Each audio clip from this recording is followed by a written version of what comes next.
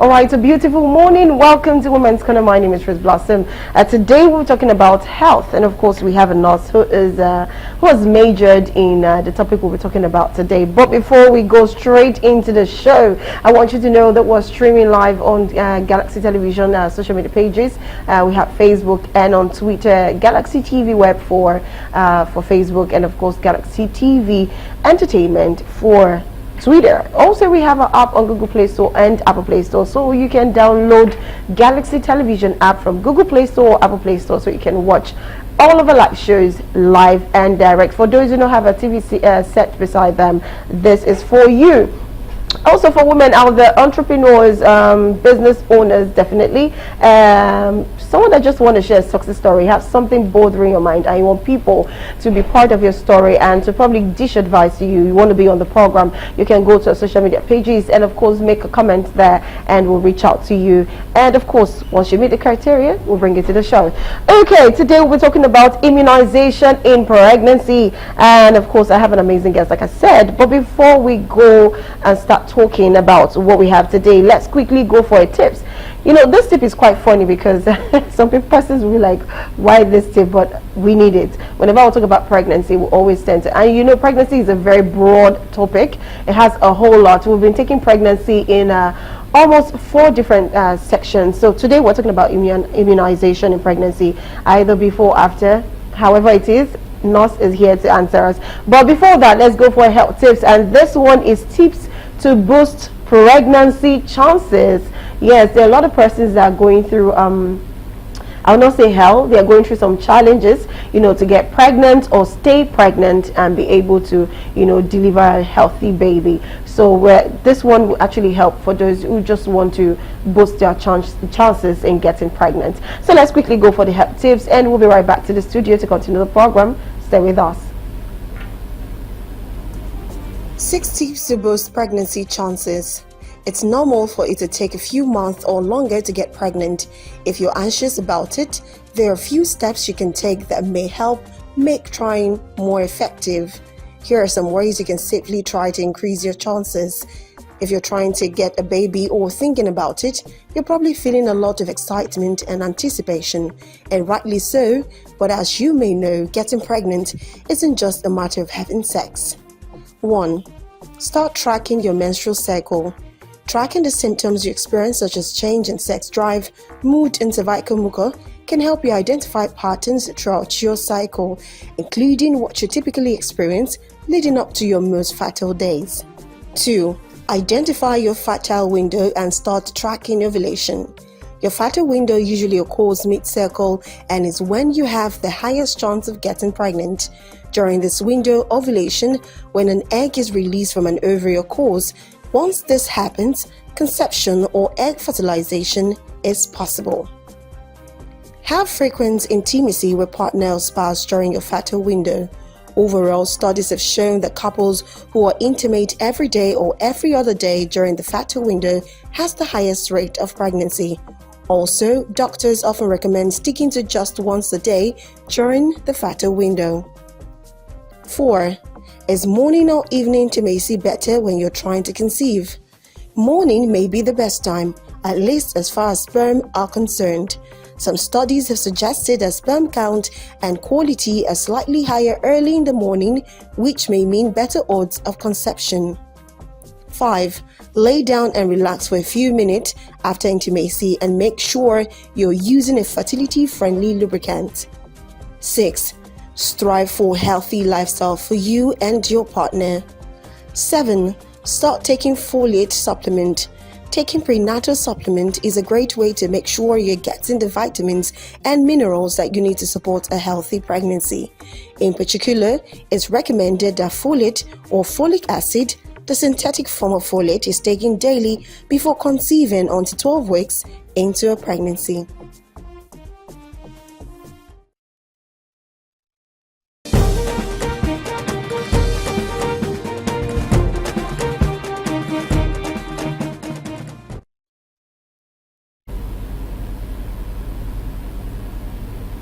All right, welcome back. Yes, we're talking about immunization in pregnancy, and of course, those are the tips just to boost your pregnancy chances for those who want to get pregnant.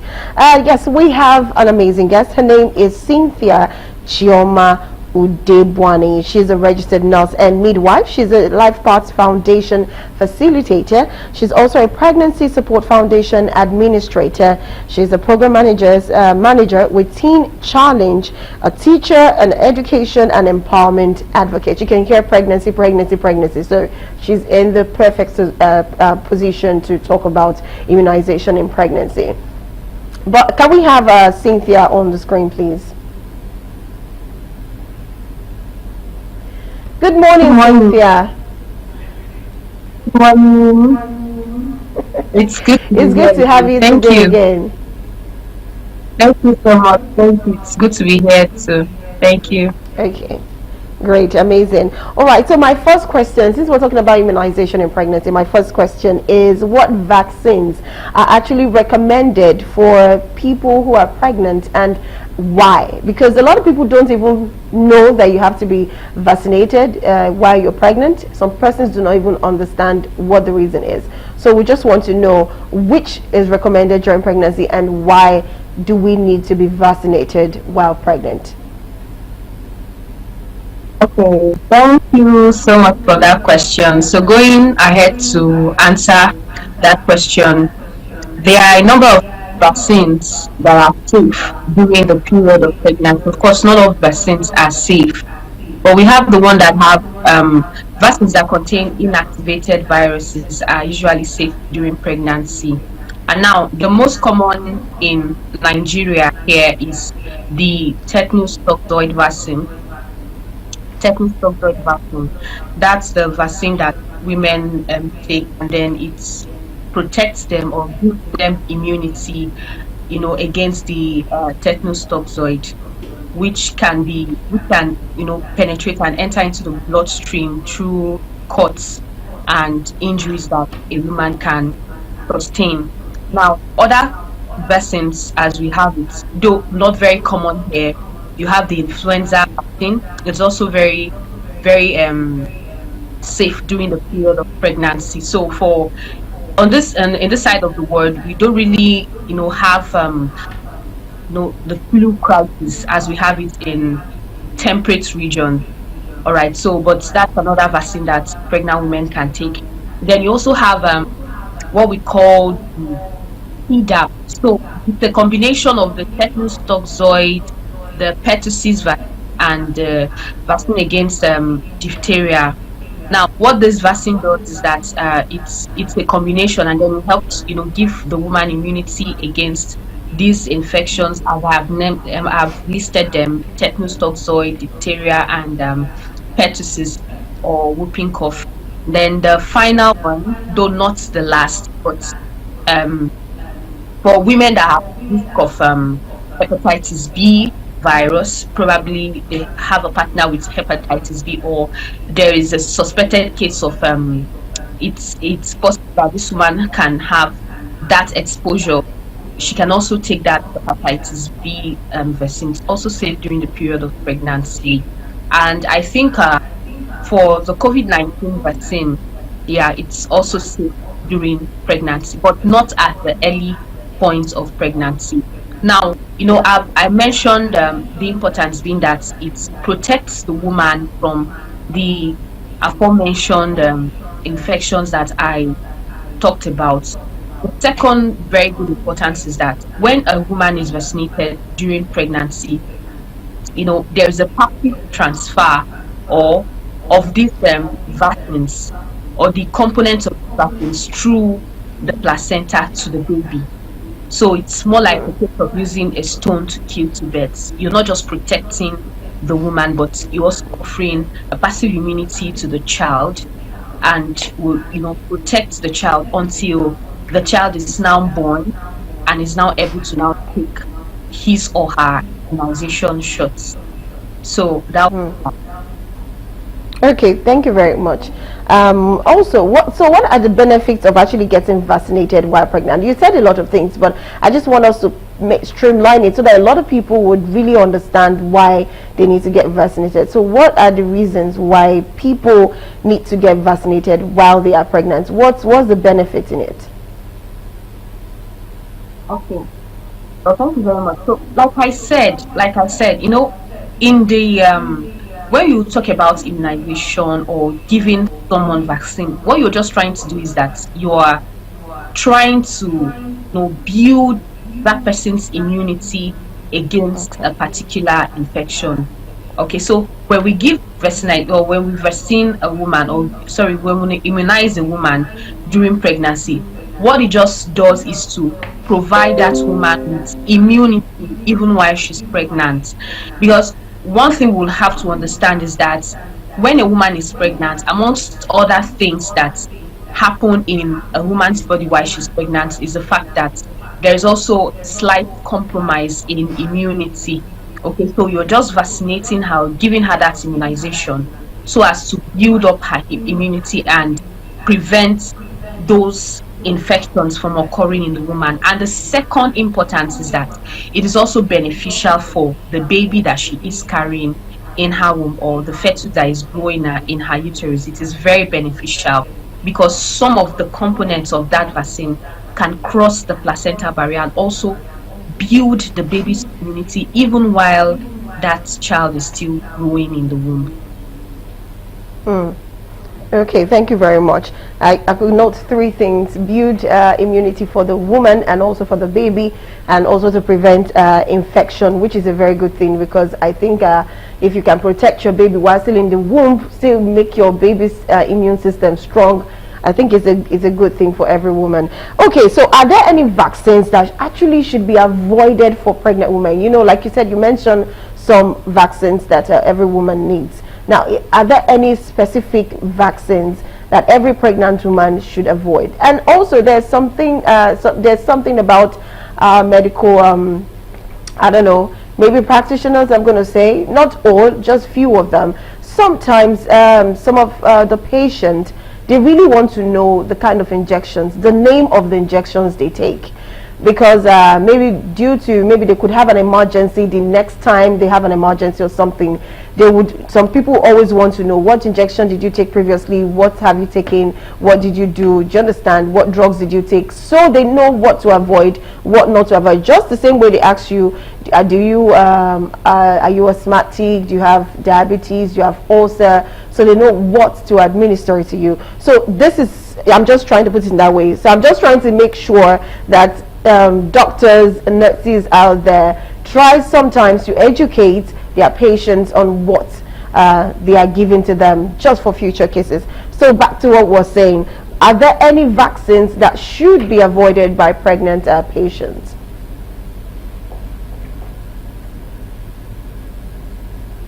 Thank you for that question. So there are vaccines that should be avoided by pregnant patients, most especially when the pregnancy is, still tender.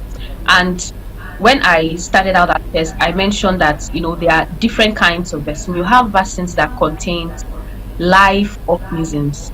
Okay, so what those kind of vaccines do is that when they come into the body, they trigger the immune system to produce antibodies, and those antibodies, they now stay standby, so that in case of an infection being introduced into the body, Yeah. it will now actively fight against it. So those kind of vaccines should be avoided in pregnancy, because we don't know the extent of reaction it's going to trigger in the woman.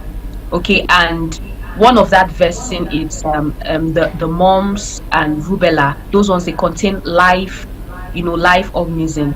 So aside of that, like the ones I had mentioned much earlier, the tetanus vaccine, the influenza vaccine, the vaccine for diphtheria and pertussis, and COVID-19.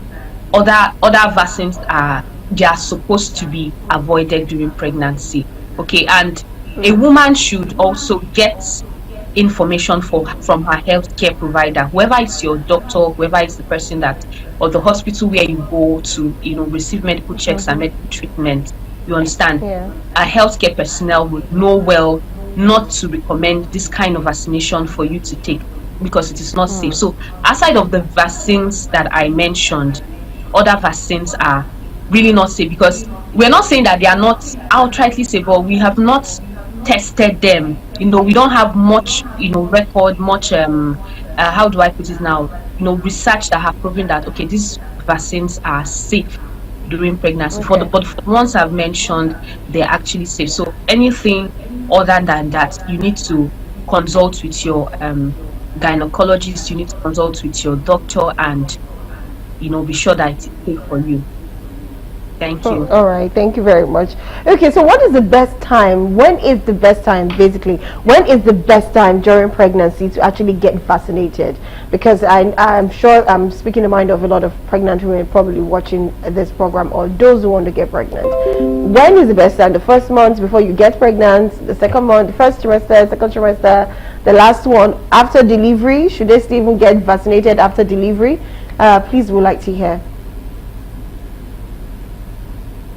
Thank you very much for that question. So, speaking of the best time to get vaccinated while you're pregnant, it's usually from the second trimester.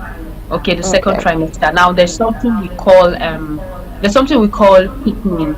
So this is the first, as a new time mom, or a mom that's pregnant the second time or the third time, you would know when you first of all, or the first time you experienced your baby kick, give you that jab on the abdomen, and you're like, oh, my baby just kicked.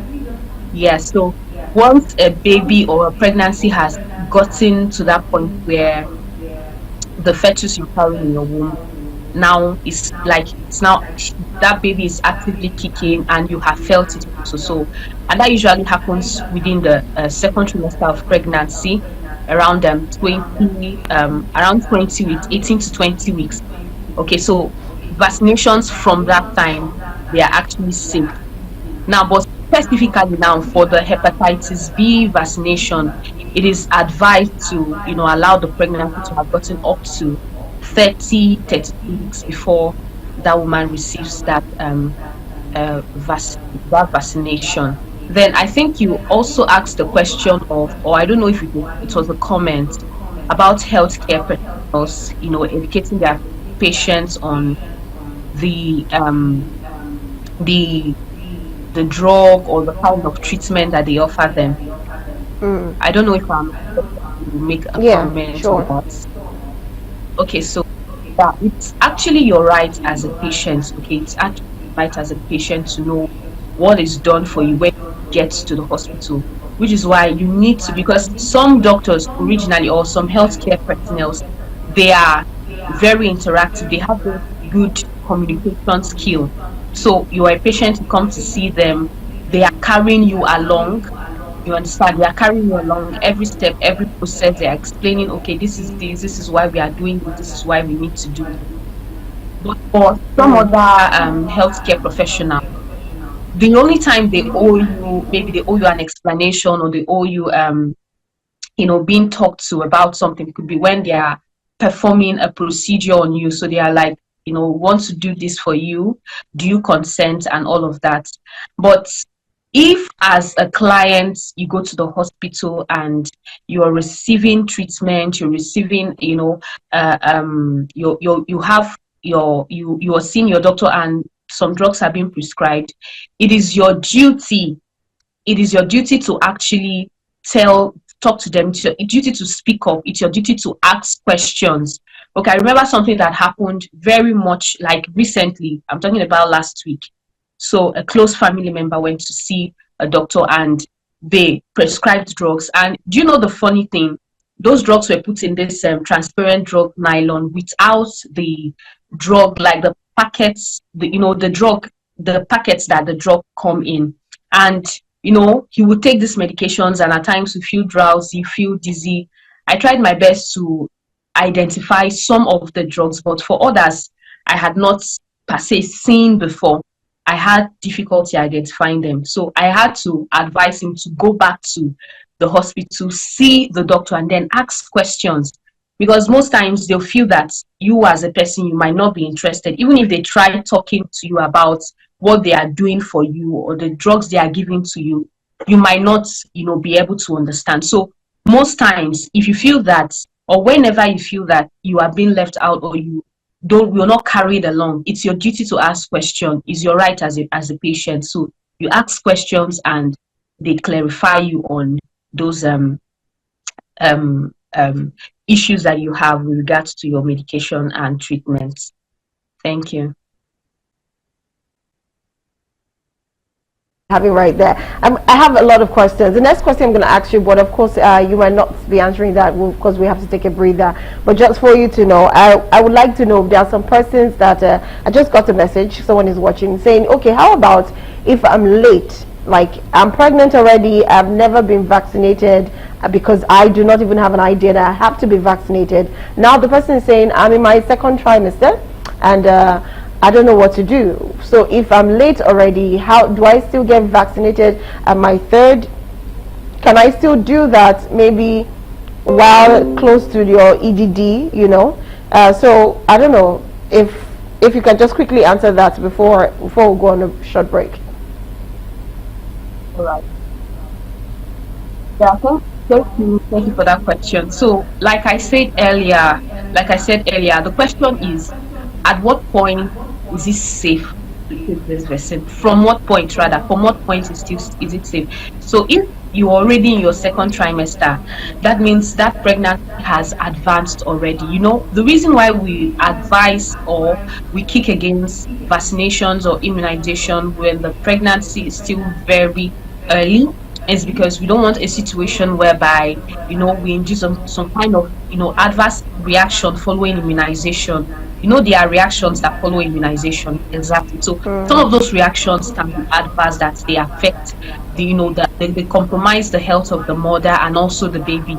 But from the second trimester, anytime from the second trimester, it's actually safe to take the vaccinations that are due for you as a pregnant mother. So to you that you're watching and you're concerned as to if taking the vaccination or taking your vaccine as a pregnant mother from the second trimester, if you're late, you are not late. Actually, you are not late. In fact, that's a very good time.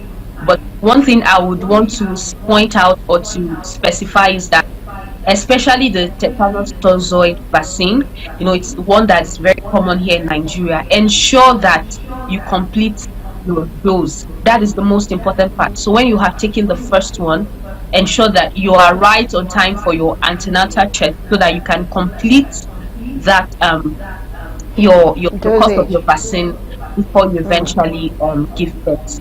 Yes. Okay, thank you very much for that response. So I guess second trimester, you're still on point because she's saying second trimester going on third trimester. So yes, but someone on the third cannot go for vaccination. It's too late, right? No, she can. Okay, all right.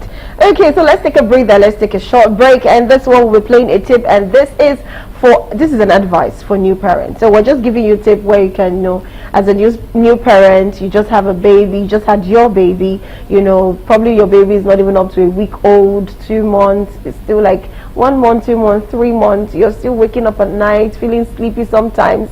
At work, you can't really focus because your night is like your day and your day is like your night. Do you understand? So this one is just for you, a new parent. So let's go watch the tips on advice for new parenting or new parents. We'll be right back.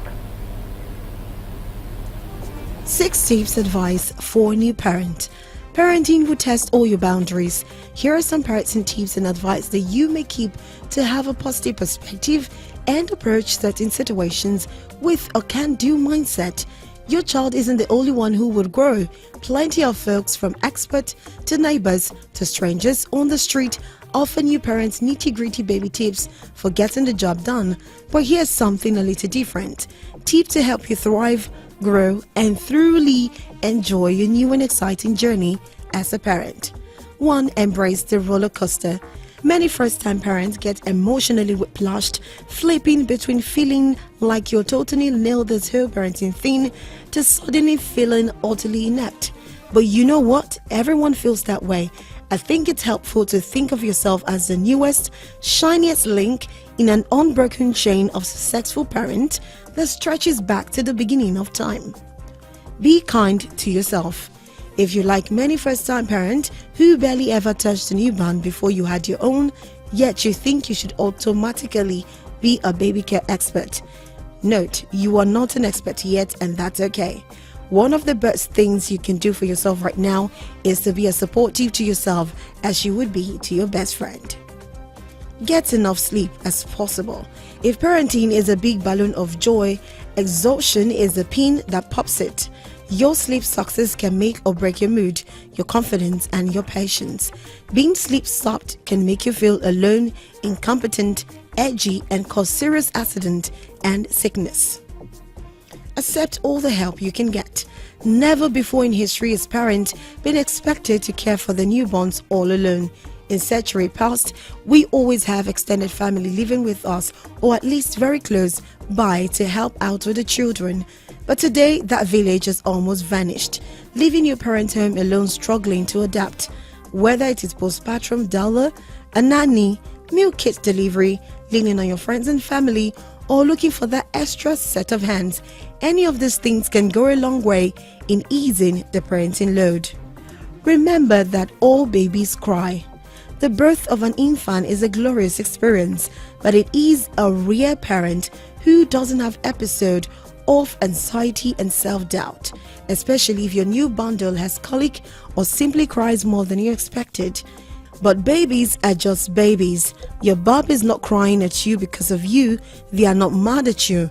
Human babies are simply born too early and need a little more womb-like care for a few months. Be flexible, keep your sense of humor, and be present.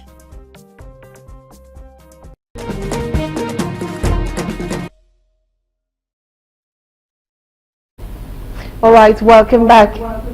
We're still talking about health, and this is immunization in pregnancy, especially for pregnant women also. So we're here for you, and we have Cynthia Chioma Udebwani, who's joining us, of course, who joined us, and we've been talking. We still have more questions for her. So yes, you even talked about a reaction. Can we have Cynthia, please, on the screen?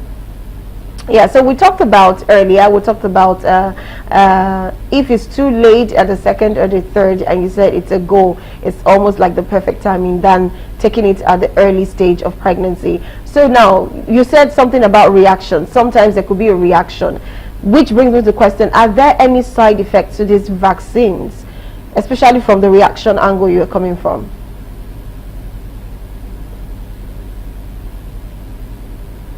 Thank you for that question. So, for vaccination, we don't really call them side effects because they are not medications per se. You understand? Okay. So, the body would naturally, when there is a strange something that comes into the body will naturally react to it. So, sometimes, and that's actually the foundation or the basis of vaccination. You're bringing in some organisms into the body, whether they are inactive or they've been killed or something like that, inactivated primarily, and then you are introducing that organism into the body, and you're like prompting the body's immunization response to take note of this organism. You understand? And the body naturally built antibody to fight that organism it's seen, but that organism is not alive per se. It's not alive, just in preparation of a subsequent infection that could happen in the future. Now, for the reactions, like I said, they are not side effects, or they are not called side effects per se. They're just called adverse reactions following immunization or a vaccination. So one of those reactions, or you could be pain on the site of the vaccination. Some people could feel pain, slight discomfort, or heaviness around that site, and for some people they don't. You understand? So that pain can be a source of concern for the mother. It can be a source of concern for the individual that has received that immunization. But just to know that sometimes it happens, and except it doesn't resolve within 1 day, 2 days, 3 days, you're still feeling the pain, and instead of maybe reducing it, intensifying, then you need to consult your healthcare personnel. Then another adverse effect that could follow immunization could be a woman or an individual can experience some high body temperature, spikes in body temperature. So remember, I said that these organisms are introduced into the body and they initiate a reaction that looks as though it's the real infection, you understand. So for some people, they can react with having pyrexia, high body temperature. Usually just taking a mild antipyretic like paracetamol can do the trick. It can subside that temperature, and then the person goes back to living, normally. But should in case that you feel that you're feverish and you take paracetamol and then it does not work, then you also need to report back to the hospital, because sometimes now that fever that brought up can be that maybe the person has untreated malaria. You get the person has untreated malaria or some form of infection that was just lying dormant there, and then you introduce that immunization, introduce that vaccine, and then it sparks up the real sickness or the real infection. So at that point in time, if you should take paracetamol and it does not douse down the effect of that fever, then you should go back to the hospital so that you get proper attention, so that you are analyzed properly, you are looked at properly, and then if there is anything, you're going to be attended to. Then the third reaction that could come up, you could have you could feel headache, all these things are slight reactions to, or that normally sometimes accompany immunization. So anything other than these common ones that I've mentioned, is it's most of the time not directly related to that immunization. It could just be circumstances that just happen to just trigger or whatsoever the person was experiencing at that particular point in time. Thank you very much.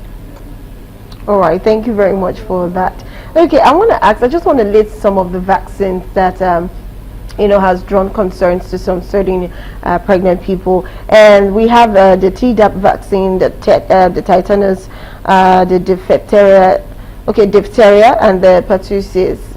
Those vaccines. Are they really necessary? And when should they be administered, actually? Very much for that question. So if you to my audience listening, if you paid attention to when I started speaking at the initial point, I mentioned that when you're attending to these issues of immunization in pregnancy, you have to take note of where you are. The environment matters. So for a place like Okay. Nigeria, we don't really have issues with influenza or the flu. Mm-hmm. So why should we bother about vaccinating or immunizing a woman against such? So it's not something that is common in that part of the world. So there is no need for it. But if you are a mom and you eventually leave the country, leave the shores of Nigeria, you migrate, you travel to another place, then definitely it is necessary. So we treat these things according to what is prevalent in that region at that particular point in time. So for tetanus toxoid, that one is very, very important. It is very, very important. You just need to take it as a pregnant woman to protect yourself, because we don't know. There are a lot of uncertainties about life. As a woman, you could just have an injury, you could just have a cut, and that cut can be, there's possibility that maybe because of carelessness or something, it's not properly attended to, and then somehow you get infected with this tetanus toxoid. Okay, so in that case, instead of maybe when you get that cut and they are just running, there are injuries you have, and they'll be like, did you take TT? Instead of running around helter skelter like that, if you have that confidence that okay, you've already been vaccinated, there is no cause for you don't have to worry, you don't have to bother yourself. So for the very most, the one that is most necessary, most important, very crucial, is that tetanus toxoid, because of the kind of environment where we find ourselves as Nigerians. So for pertussis, for diphtheria, pertussis is whooping cough. For diphtheria, they are optional, but doesn't mean that it is not necessary. If you're taking your antenatal care at a hospital and then you ask and it's available, why not take it? Take it. It wouldn't hurt you if you're protected against it and your baby is also protected against it. It's not how do I put it? It's not going to be too much. It's not going to be too much. Yes, it's not going to be too much. So you asked the right time, right? If I'm not mistaken. Mm-hmm. Okay. So for the tetanus, like I said, that is the most important. The right time for taking the tetanus is after a woman has experienced that picking, that point when the baby begins to kick, and usually from 18 weeks of pregnancy, you can take from 18 weeks of pregnancy, you can take it. And from this point now, I also want to emphasize something of importance. Now, for some women, when they find out that they are pregnant, they would usually not go to register to start receiving antenatal care early enough. Now, for some, they don't even keep track of their menstrual cycle. I've I've encountered women several times where they come to maybe book during antenatal and you're asking them, what is your LMP, your last menstrual period? And they're looking at you. Or they'll be like, it's like it was on this day, or it was on this day. They can't really remember. So as a lady, one thing you owe yourself towards, be very particular and keen about your body. Because the reason why we emphasize on that LMP is that just in case you didn't register early enough for your antenatal, because we have an accurate date for your last menstrual period, we can track your gestational age. You can say for sure, okay, your pregnancy is so and so weeks old, and so it is time for you to take the vaccine now. But if you did not book on time and you don't even have your last menstrual period, you don't know when, then it becomes a problem to actually know at what point, what stage of the pregnancy you are, so that we can go ahead to administer that vaccine. And one thing that people don't know about ultrasound scans is that an ultrasound scan that is not carried out early enough in pregnancy is not accurate when it comes to telling us how old that pregnancy is. Exactly. So women are sounding this as a note of concern to you. Track your period cycle. Know when your period starts, when it ends. Keep track of this information. They are very important to help us and to help you as well. Thank you very much. Okay. Thank you very much. All right, I want to ask the two last questions before we go.